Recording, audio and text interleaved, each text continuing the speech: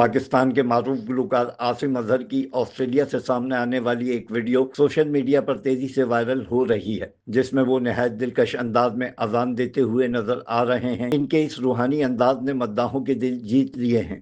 اشہد ان لا محمد رسول اللہ۔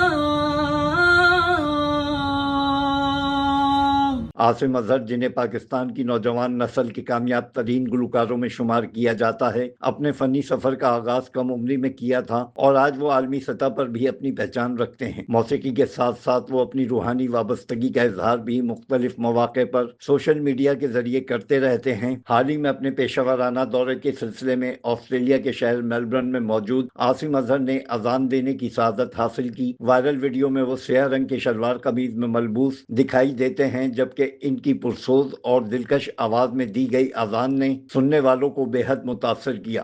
حی علی الصلاۃ۔